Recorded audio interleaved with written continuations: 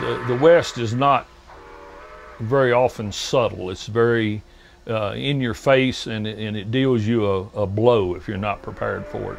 And a steam engine can kind of be the same way, but you know, in coming out west, you're talking about vast distances that have to be crossed, and of course the steam locomotive enabled that.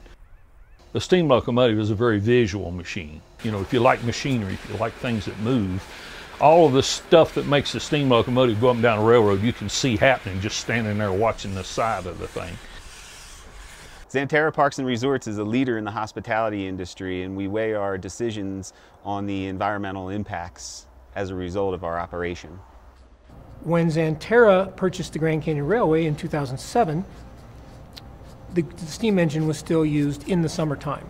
Xanterra realized that this was a challenge because they aren't very fuel efficient. They do have some emissions that are harmful. They leak. They're an old piece of machinery no matter how well you maintain them, and we maintain them very well. We made the decision to go to a diesel train for the environmental impacts that the steam engine was having. Some of it was economical as well. By going to a diesel locomotive fleet, our environmental challenges were less significant.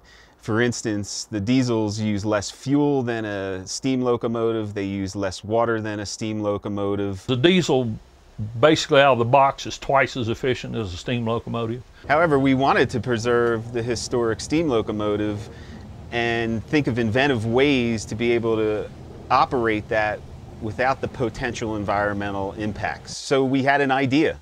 When we discontinued the steam engine, we never meant to never operate it again, and immediately started looking at some alternate fuel possibilities, and we realized we serve thousands of people at the south rim of the Grand Canyon.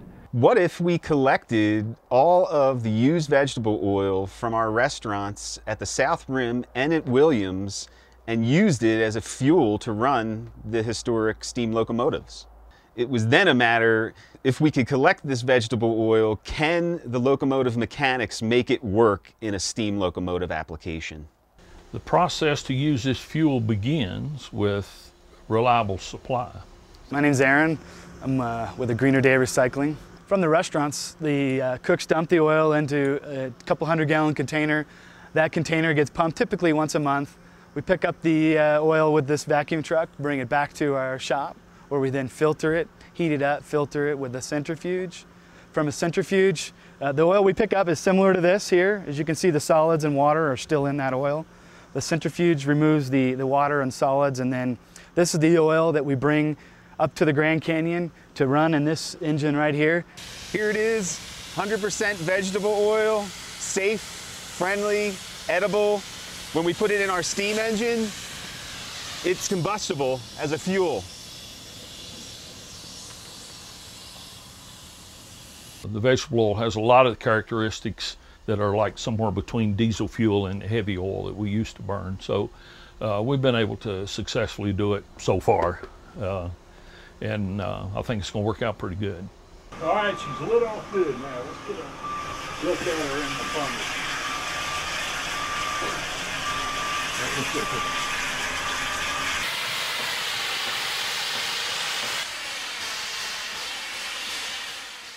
In a sense, you have a live dinosaur here, and we have the opportunity to allow another generation to see a piece of their history that was a fascinating piece of their history.